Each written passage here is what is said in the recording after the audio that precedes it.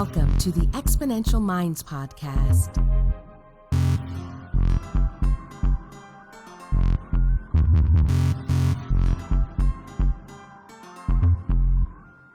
The research, development, launch, and growth of new technologies is creating incredible momentum in the modern world. Join futurist Nicholas Badminton as he talks with the innovators and the exponential minds that are tackling some of the biggest problems and creating solutions that are propelling humanity to the next level. Hello and welcome to the latest episode of the Exponential Minds podcast. My name's Nicholas Badminton. I'm a futurist and I help my clients look out 5, 10, 20 plus years into the future so they can start doing better strategic planning today. And I'm incredibly excited, and we've been trying to set this up for a while to chat to Dr. Jake Sotiriadis. And Jake is a global futurist and expert in intelligence and geopolitical risk. He's the founder of the United States Air Force's Strategic Foresight and Futures team, and they advise senior leaders in building anticipatory thinking and breakthrough innovations.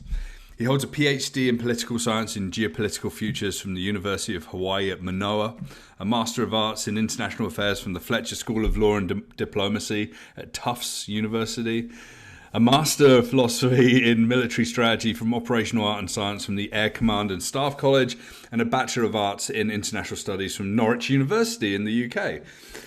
His work as a thought leader has been featured internationally in many places, including The National Interest, The Diplomat, Defense News, China-US Focus, MIT Political Science News, the Futurist Institute, a whole bunch of different places I could go on. And Jake, I'm really excited to have you on the podcast today, and I think we've got a lot to talk about.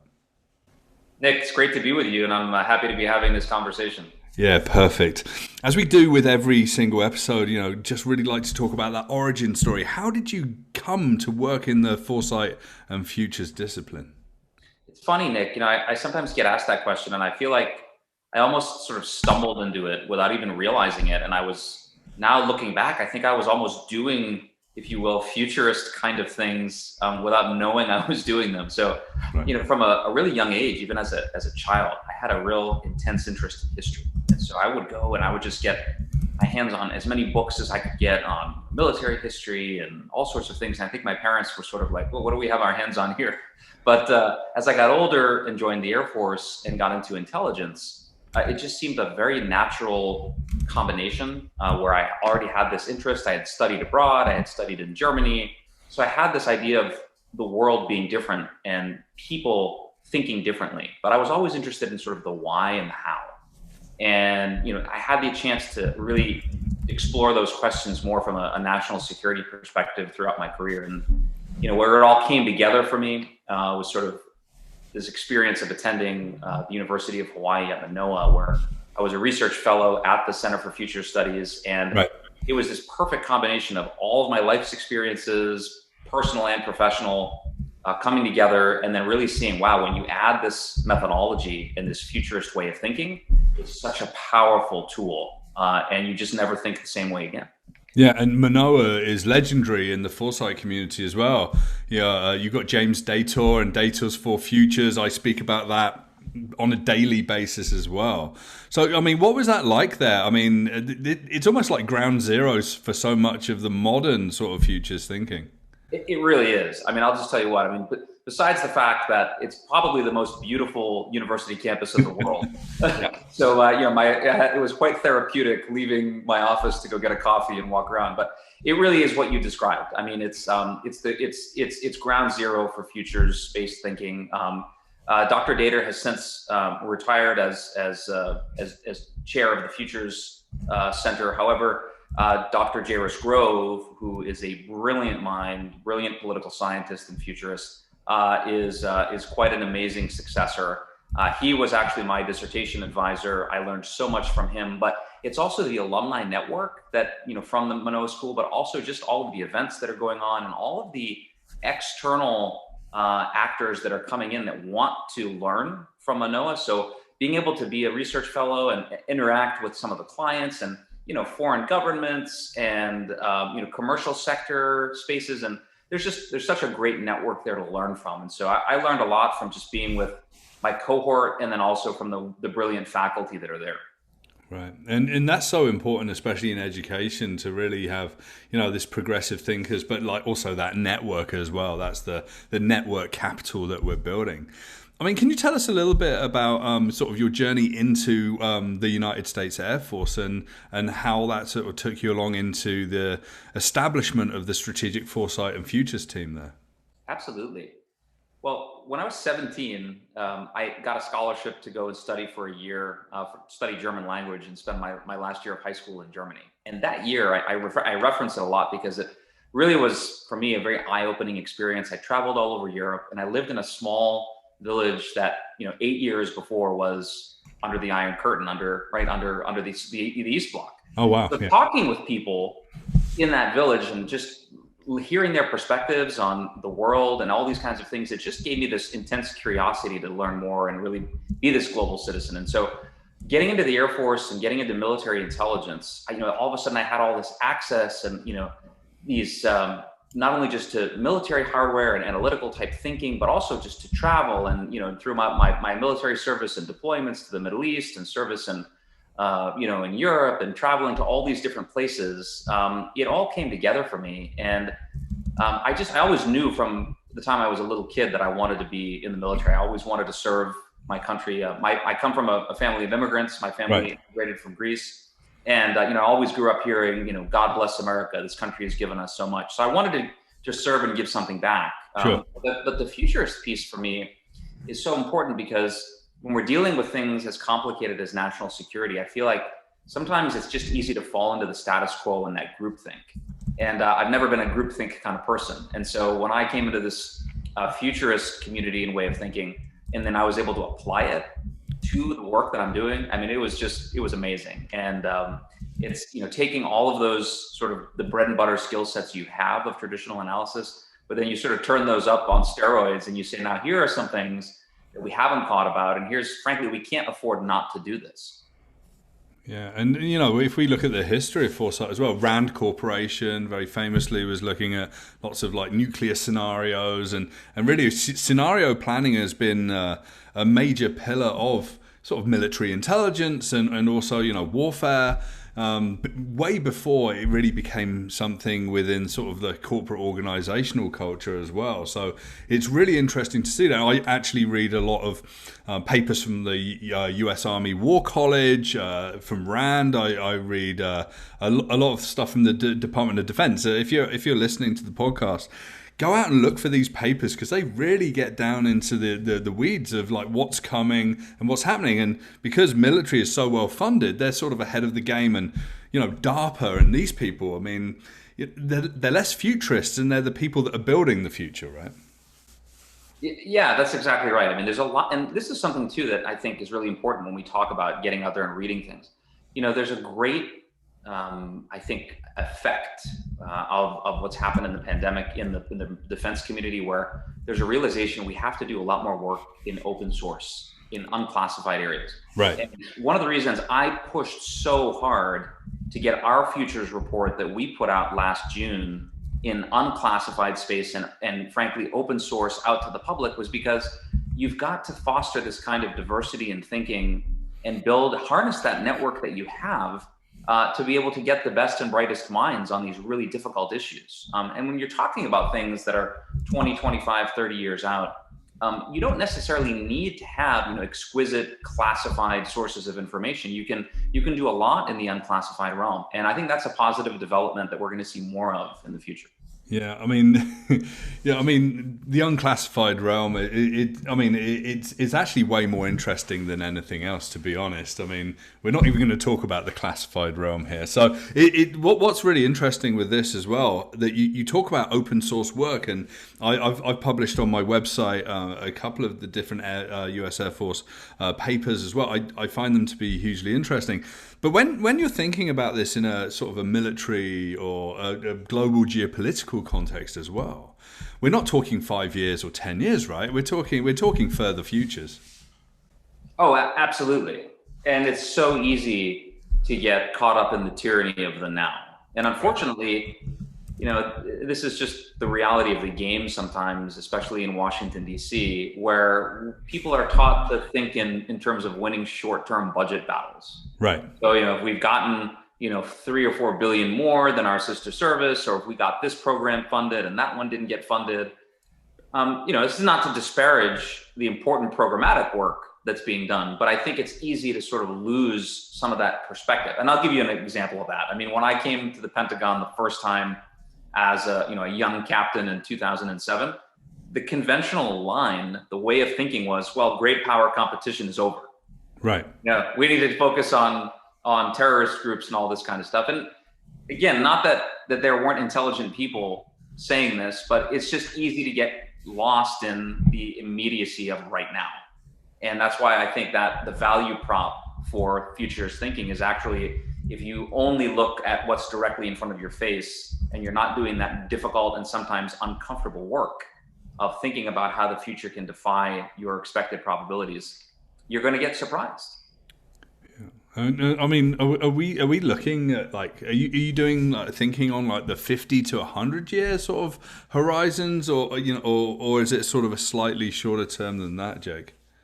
Well, it really depends on, I think, the customer and the product and the focus area. So the answer is yes, but with shades of gray, in the sense that there are certain analyses that, I mean, when we talk about something like getting towards a sort of a general artificial intelligence, right? When we think about, obviously singularity type moment, when we talk about things like, the future power of quantum processors, right? And all of these breakthroughs that are honestly they're going to change every facet of our lives. You've got to start thinking about now, and especially for things like anticipatory governance, you've got to start thinking now about putting policies in place or building the skill sets that you're going to need when these things actually come online. And that's hard to do. It's hard to, so the question then becomes, well, how do you do that? How do you even, are you asking the right questions? And that's where I think the future's way of thinking and strategic foresight is so important, because we're not trying to find a definitive answer. Yeah. We're not trying to predict something to say, well, we got it right. We're trying to give people a way of disrupting how they think so that they can better prepare for the unexpected. Yeah. And we're not trying to shatter dreams or anything, right? But the reality can be kind of tough for some people. I'm speaking to a city as part of a city council meeting, and the citizens of Dublin, Ohio. And a couple of years ago, they had Virgin Hyperloop turn up, and there's this big buzz and excitement of connecting, Columbus, Ohio with Chicago, and Hyperloop and whatever. And it's like, this is all great. But I'm really reticent to come in and say, this is the future. That's a lot of pipe that you got to lay across the United States. And it's like, well, if that was an oil pipeline, what would be happening? Well, it's the infrastructure that's an issue because of the land it has to travel over, and so on and so forth, right? So, I mean, there's a lot of inconvenience when you start looking out at the real implications and whatever, and that glitter and lure of the shiny technological futures that we're sold by many people, and Virgin are incredibly good at that. Sometimes it dulls a little bit as well, right? Yeah, it does. And I think, so that's a great example, because you bring up a point that I like to make, which is that it's dangerous to equate the future only with technological developments. Right.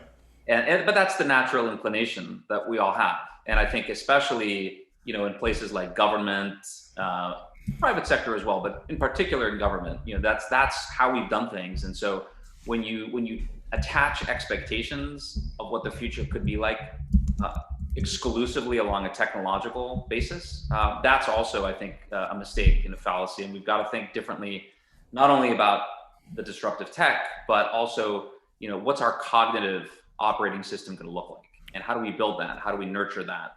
How do we pull out that innate ability that every person has to imagine a different future? Yeah, I always say, stand in the middle. I was doing a keynote Q&A yesterday, and I was like, oh, you really want to think about futures? Stand in the middle of the city where you live and look around you, and then ask yourself the question, what's this going to look like in 1,000 years?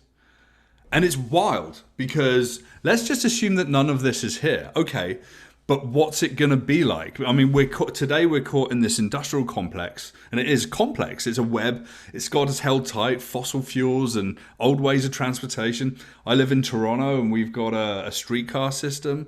And once in a while, at the end of the street, you see a driver jump out with a crowbar to change the gauge so he can turn left. So we're we're caught in this old world. And to your point about history, it's fascinating to me of how we came to be here. But as we look into those futures, really suspending that disbelief is really important, right? It is. And that's where I think we can do a better job collectively on harnessing things like the metaverse right now. Right. And looking at areas like virtual reality and then, developments in augmented reality and what those are going to do for us. Because I'll tell you what, I think that possibility of really showing somebody and giving them an immersive experience to live in that alternative future is just so powerful.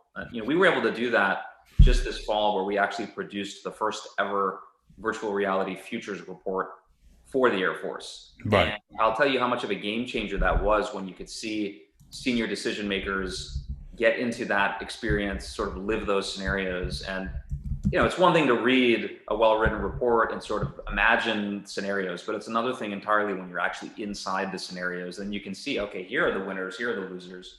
Here's how I might make a decision differently. And so, I think that's still very much, we're at the tip of the iceberg. That needs to become much more of the norm instead of the exception. So I'm excited for the potential of that. Yeah, and one of the previous episodes I chatted to Kathy Hackle, and she's a friend of yours, and I think she worked with you on that piece of work. The VR product, yeah. Right, amazing, and I'm super excited. What's kind of interesting historically about VR and AR is that I think the late '60s, the Sword of Damocles, that was actually within the purview of the U.S. Air Force, I think, actually, right? Yeah. I mean, it's all this stuff comes full circle in a way. Right. Like, you mentioned Rand before. Yeah. As well, and it's kind of interesting that the future's way of thinking, right? A lot of it was initially about strategic deterrence and nuclear deterrence and all that stuff, and that's really ebbed and flowed over the past 3 or 4 decades. And so this pandemic moment that we had last year, I think, jump-started a bit more of an appetite that we're seeing of folks, and maybe a bit more of an appreciation. So in a way, as terrible as COVID has been from a futurist perspective, it's probably been the single biggest catalyst for actually reframing people's mental infrastructure on accepting how different the future can be. Yeah, and I think people are taking sort of the idea that something bad can happen. So it's sort of this.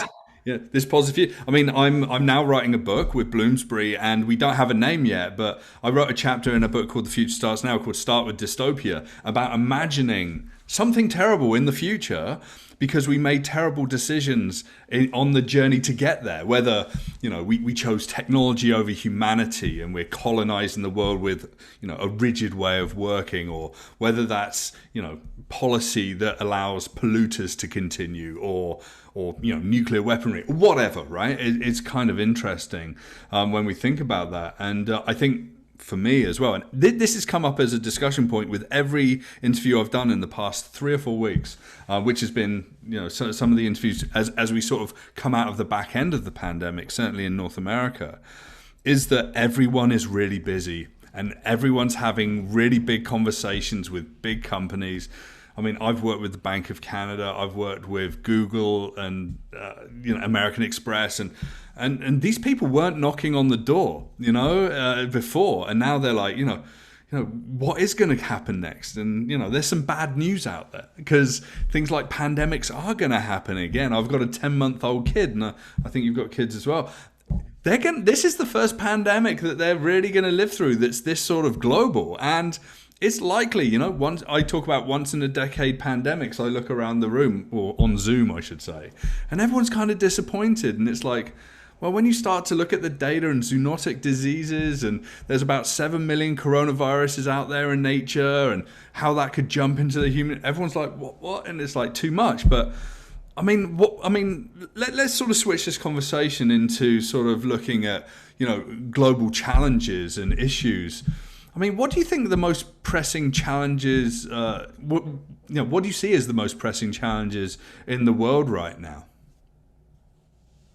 Gosh, that's such a long list. But I think to your point, I mean, Yeah. if I would distill something out of that, I think we've actually fallen into sort of a dangerous way of thinking where, there are a lot of there's just a lot of discussion about how globalization is eventually going to save everything, and that Right. that we're going to keep moving towards a more connected world. And I don't think that that's invalid on its face, but I think what we've failed to see, and where we are not very adept in interpreting some of these signals that are out in the environment, is actually looking at how powerful the force of ideology really is Right. in the 21st century, and how much of a driving force it is, where we've sort of, at least in the United States and the West, we've sort of declared that dead at the end of the Cold War. And there's so much debate that's gone back and forth. But one of the things that I'm working on, and that's going to be eventually part of my book research and project that's on the horizon, is really looking at, how do we think differently about, security issues, and how do we think how do we look at what kind of ideologies are out there, and how do ideas become material in a very tangible way, that affects our international political system, and ultimately national security. And there's some really interesting research out there if you dig into things and see that, from 2017, just I'm quoting some research from the Conflict Research Center in Heidelberg. Right. So right now, the biggest source of violent conflict and war actually has not been the economy or anything else. It's actually been ideology. Right. And and that's one of the things that I like to talk about, and a lot of times it elicits some raised eyebrows, at least in defense circles, because that's not what we're used to thinking. But it's important, because we're seeing that even in things like some of the domestic dynamics that are happening, that we've seen. I mean, this period that we've had in the United States, where we've seen now just lots of, I think, on both sides of the political spectrum, just lots of very sort of an echo chamber of extreme type opinions that are getting out there unfiltered. And, that has very tangible and real effects when we talk about misinformation and disinformation.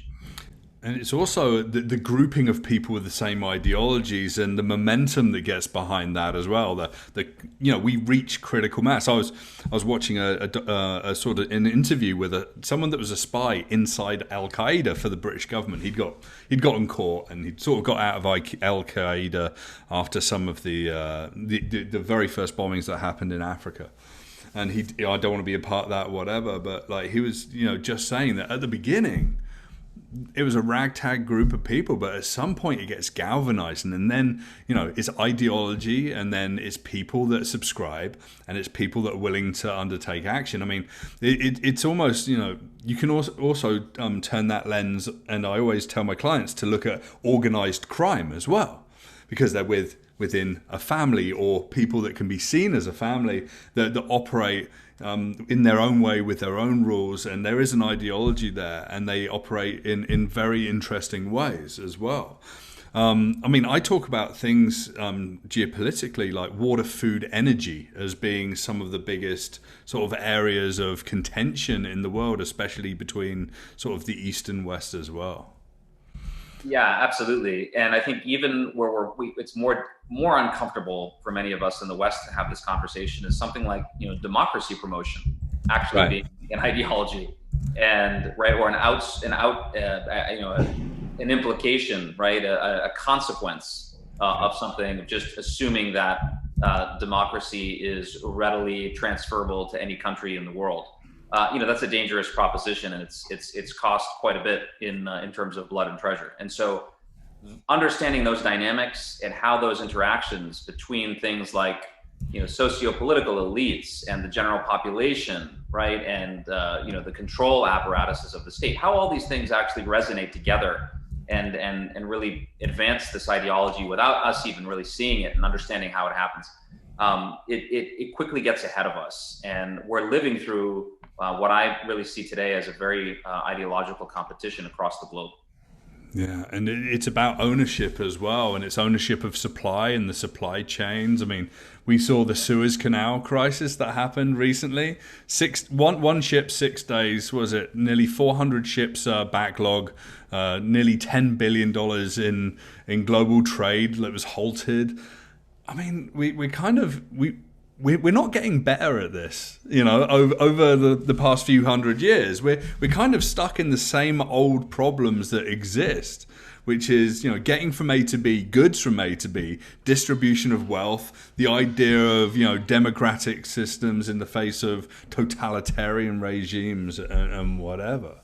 So, I mean, the current situation and then looking to a further future, people are asking, what's happening in 100 or 200 years? Are we suddenly going to reach this Star Trek future where everyone's part of a galactic alliance? There's no ego. The traumas of the world have been healed.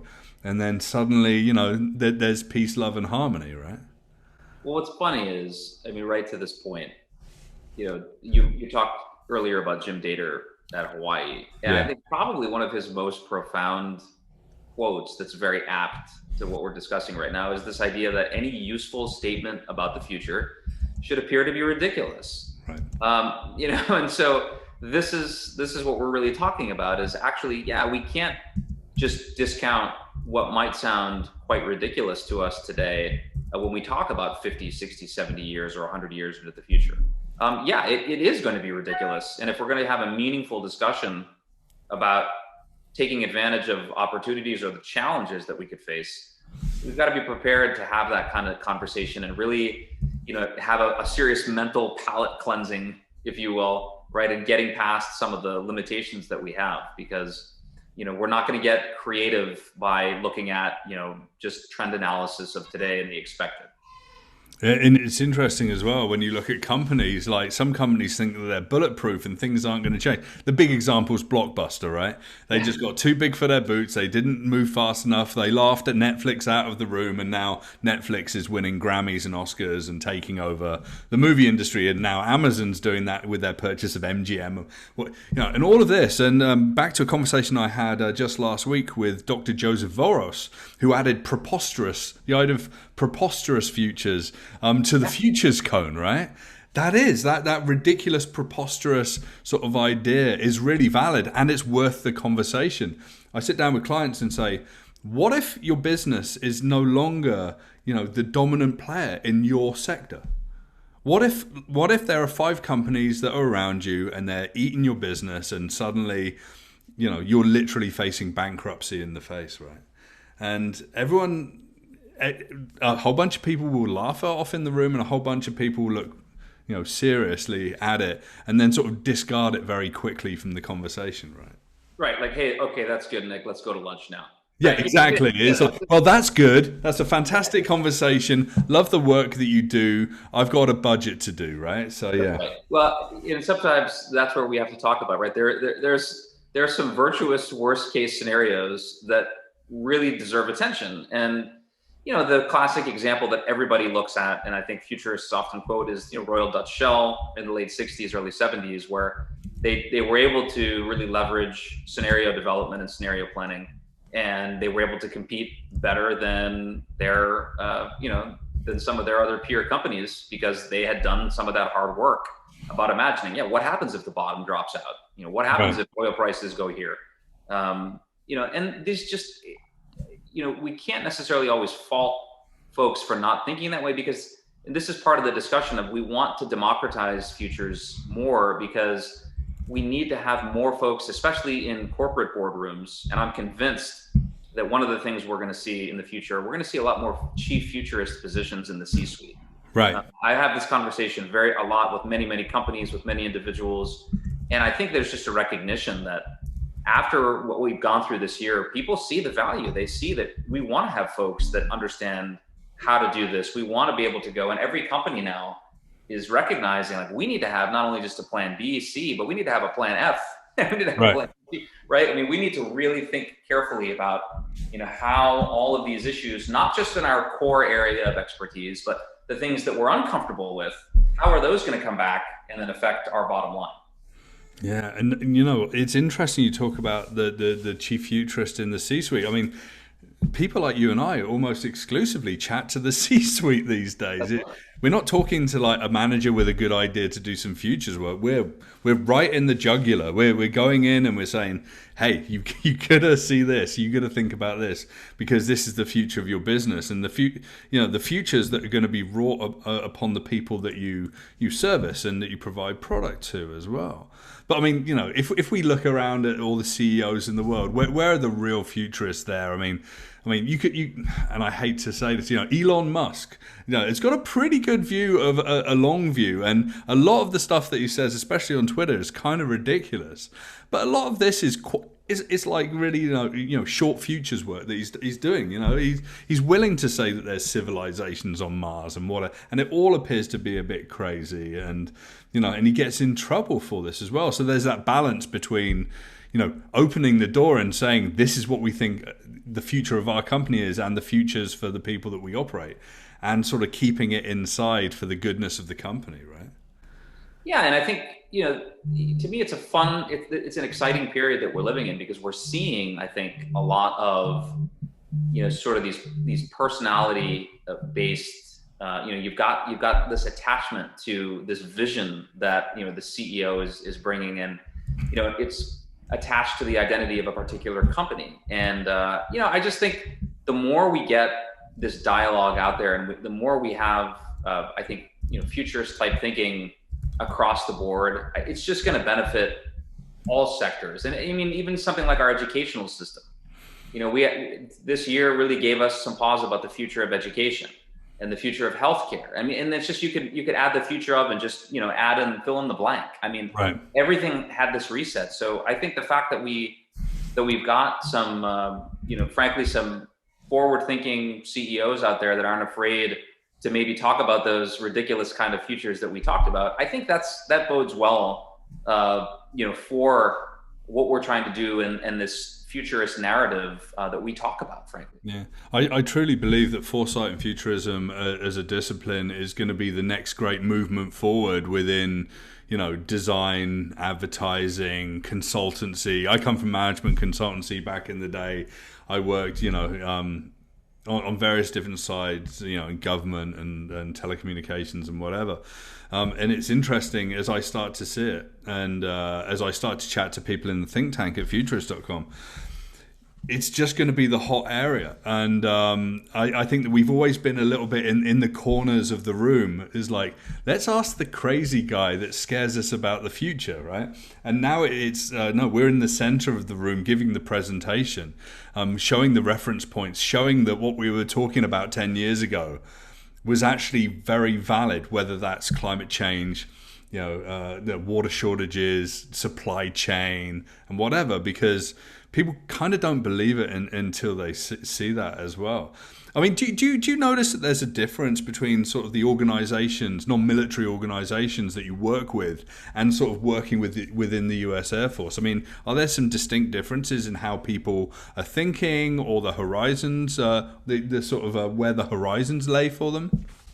Well, yeah, I'll give you a great example. I mean, as you talked about before, so when I came to DC in 2019, and I introduced this idea of let's create a futures and foresight team that has this charter to look out beyond, you know, 20 years. And also, if we're going to talk about something as multifaceted as force design, right, and defense futures, and all these kinds of issues that are going to go together to building this future force, we can't just rely on the status quo and just on one particular vision of the future. Right. So when I talked about this though initially, I mean, it was kind of like, what's he talking about? Why? Yeah. You know, isn't somebody already working on this? Isn't somebody in the intelligence community working on that? I'm sure somebody's got it. And then you say, well, do you want to outsource this to somebody who isn't in your organization, or do you want a very prescriptive? Yeah. You want to have a very focused, you know, futurist type analysis that tailors uniquely to your needs.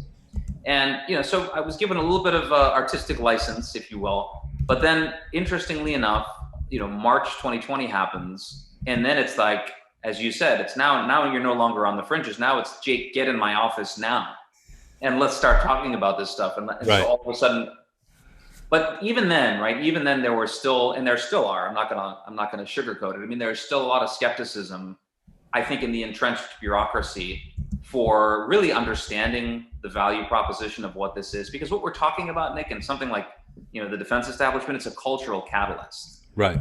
It's true, and there's a lot of lip service that gets paid to things like innovation and all these kinds of buzzwords that get thrown around. But to be very honest, I mean, there's a lot of innovation theater that's going on, and less really getting at how we think. Cutting a particular program or divesting of something isn't necessarily innovation. Right. And so I think, as the way that I would measure success is by how we are affecting people's ability to disrupt the status quo and really communicate this idea of democratizing futures and then just thinking beyond the tyranny of the now. And it sounds intuitive, it's really not. It's a challenge. Tyranny of the now, it keeps coming up in every conversation that I have, and I really love that. I chatted to Lo Stamhoff about that. I chatted to Joseph Voros about this, and now you as well, and that's popped up. It's interesting to see futures as a cultural catalyst as well. I mean, it's like an awakening, and I tell a story about how I sort of sat in my bedroom a few years ago, and it was 5 a.m. and I was sat in a chair in the corner, and my partner at the time looked over and said, "Are you okay?" It's like, I've learnt too much, and you're suddenly the ideas are swirling around in your head, and it's like it's like Neo from the Matrix, where you've literally just plugged yourself in and you say, "I know kung fu," but that's just the beginning of the journey, right? Do you need to just adjust something there, Jake? Oh, sorry. I just got to plug my. Sorry, my. That's all right. That's all right. We can. I can. The magic of editing. So I had to plug in my. It's all good, man. Like we can do that. Okay. Okay. Let me come back to just seeing where we are as well. I'm sort of. Sorry about that, brother. No, that's all right, man. I just sport this and some. Okay. So, I mean, coming back to a couple of things you said, I mean, there is skepticism. Futures seem ridiculous, which fuels that skepticism. This tyranny of the now, and it's because people are busy and everyone's shouting at people for they need the budget now, they need to get projects delivered, they need to mitigate risks and issues on the ground. Today, the power of the now as well as the tyranny of the now as well. So they're in stark sort of contrast and conflict with each other. But I mean, how do we just go? How do we break that? How do we break that mindset of it doesn't matter. I'm going to be dead, or I hear this a lot, and I've faced people that have said this about climate change and about automation and about all these other things. Yeah, I think the best way that I've found to communicate this and what's been most effective is phrasing the question differently. You might not be around, or you might no longer be in this current job, and maybe it's not your concern. But what are the costs of inaction? What are the real tangible costs of either not taking action, or even worse, deciding not to decide, and sort of just running out the clock? There are so many examples. There are libraries filled with examples of either companies that failed to do that, or even worse, where the cost is so much more critical from a national security perspective, where now you're putting lives unnecessarily on the line, or you're making strategic mistakes that could impact the international standing of your country. Yeah. So I mean, the stakes are actually high, and I think communicating it in those terms, and then being able to, and this is where the education piece comes in, right, Nick? So you've got to have a background, and you've got to understand the insights of history so that you can make those connections to the now and then innovate from the future. And so I think that's the way that you've got to start adopting that lexicon and be able to really have, I think, a comprehensive narrative to capture people's attention and get them thinking. And that's where I think we've been successful in doing that now, where there's, we've got people using words like weak signals and emerging trends, and we've got people understanding what horizon scanning is and why they need to do that. And now when you combine that with AI enhanced tools and all sort of databases where we can we can now search over this, huge swaths of information. Instead of having 20 people looking, we can have one person. So I think that we're going to get better at this. My hope is that the momentum will continue and that we'll keep producing or really educating futurist leaders.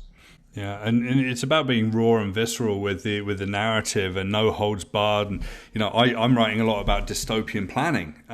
So I mean, do you play that into what you do? Like, here's not just the worst case scenario. Here's the worst case world that everyone's going to be living in. Oh yeah, absolutely. I mean, and this is the other thing. I think this is a great point you bring up, because we tend to want to always imagine the future as something better. Right.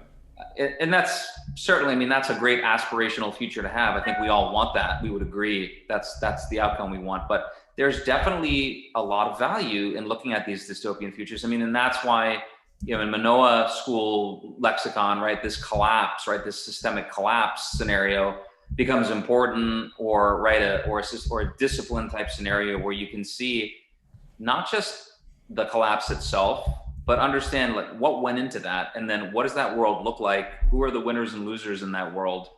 And then are there opportunities despite the dystopian chaos that you're living through? Right? I mean, there's so many variables that go into that, and so I think that's important because it really gives people that gut check of thinking differently and imagining how they might react, or how their company would react, how their government would react, how they as individuals would react. And consequences are typically delayed, right? So we make a decision today. I mean, you talk about Royal Dutch Shell, great scenario planning, whatever, perfect. There was some research that came out of MIT and Australian researchers as well that said, by 2020 we're going to be in a pretty bad place if we carry on this. So people like Royal Dutch Shell ignored that. That wasn't good for them and their business. And I think it was Shell that I think about a month ago just got handed pretty bad news in the Dutch courts, that they have to suddenly, deal with this, and the ripples that go through the entire, fossil fuels community and the people that are like carbon management companies. Now it's this strange, but I think maybe it's almost like we need contracts of consequences in a way. That if you're saying this and you're saying that this isn't going to happen, this contract lasts, let's say 500 years. Sign this, because you're going to come back and you're going to be part of the reparation of this as well. And then it gets serious, right? I can only imagine how many lawyers would be excited about something like that in this country. but it's interesting when you start to look to Asia and you look at the companies there, like you look at SoftBank. Masayoshi Son has got a 300-year strategy. A friend of mine and a futurist out there talks about protopian futures, Monica Bilskite. Yep. She says, Asia, places like China, think of futures in thousands of years. They think of this in millennia, right? That's an important piece. And that's why I think when we talk about a cultural catalyst, it's not only the corporate culture, but it's also our intellectual culture of how we decide to frame the future and what that means. And I think if you were to pull, and we've done research on this, and we've seen, especially with clients in Asia, where the perspective on what the future means and that time horizon is, I mean, it's completely varied. And an interesting example here, when we ran a war game here, and it was just interesting to see if you asked people, what time horizon are we playing to? And some people would give you one number, and somebody else would give you a different number. And before you know it, all of a sudden you're like, wait a minute, we've got 20 different participants who have 20 different ideas of which year we're playing to and right? So, I mean, that's important. We want to make sure that, so if that's one small example, imagine, in something as nebulous as the government, right? How important it is if you're going to build anticipatory governance. Right. You've got to even have some consensus on the time horizon.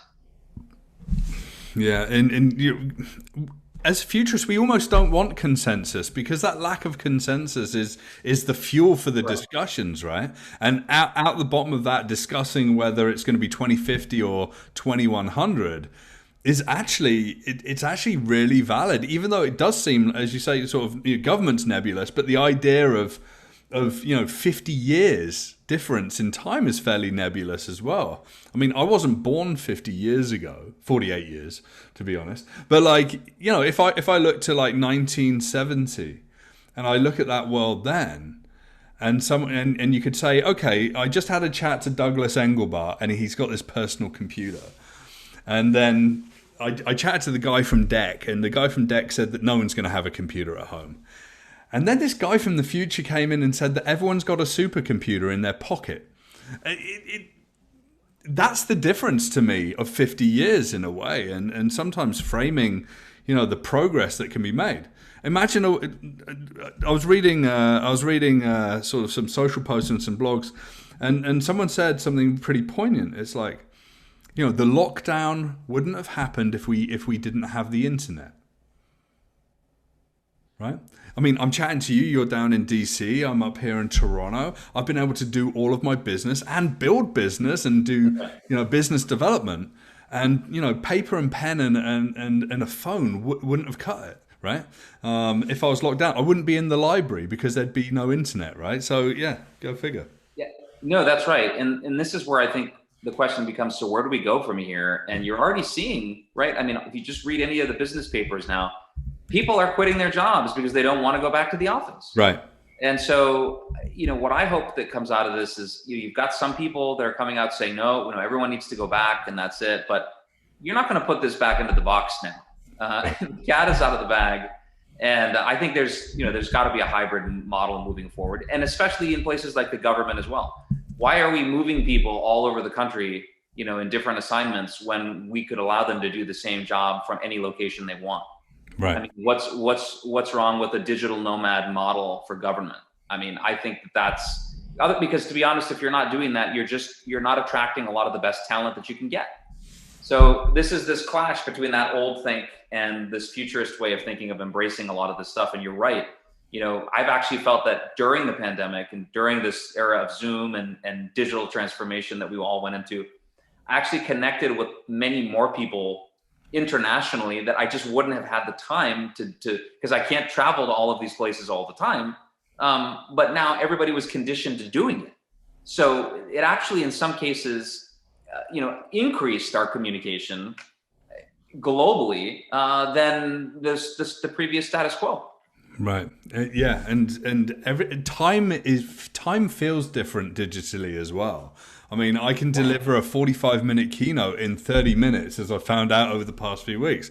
And clients are like, but you were supposed to speak for 45 minutes. It's like, yeah, I spoke really quickly. It's a side effect of the digital world. It's like, well, and some people get upset and some people are okay because the goodness is still there and the promise of what was to be delivered is still there.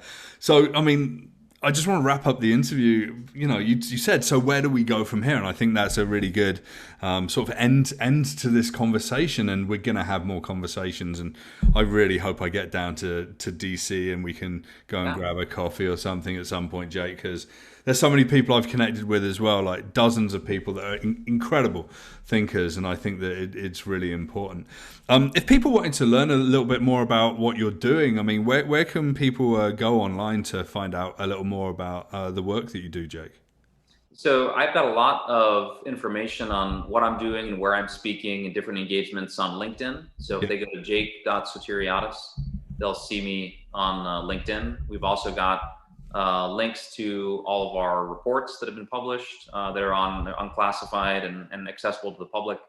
So that's the best place to find me for all updates and professional happenings. So. Yeah, and the big idea is, strategic foresight becomes a federal capability as well, right, Jake? So yeah, absolutely. I think we're seeing a lot of momentum in that direction. I'm really, really excited. We're working with so many other government agencies and also bringing in the private sector and bringing in universities. So this is here to stay.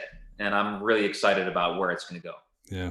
Little do people know, and for the listeners, Canada actually has a chief futurist. His name's Peter Padbury, and there's a governmental organisation called Foresight Policy Horizons. So if you don't know about that, Jake, go and check it out. They're a very small and overworked department, though, right? So more people need to get involved. Yeah, and that's awesome. I mean, and you can see this throughout the world. This is where I think we in the United States, need to move faster. That's a great example of Canada. You've got countries in Europe. You've got the Greek government has a Foresight team. You've got the European Union using Foresight, NATO. You've got the Scandinavian. I mean, there's in Asia we talked about. I mean, so there are countries that actually have legislation on the books where if something hasn't been future-proofed, it doesn't get a vote, right? So there's a lot of momentum on this, and I think that we're going to start seeing that pendulum swing in the same direction here in the United States. Yeah, I think Peru's a great example of that as well. Just recently, I think it falls into that category. You can't do anything until you've gone through some future proofing.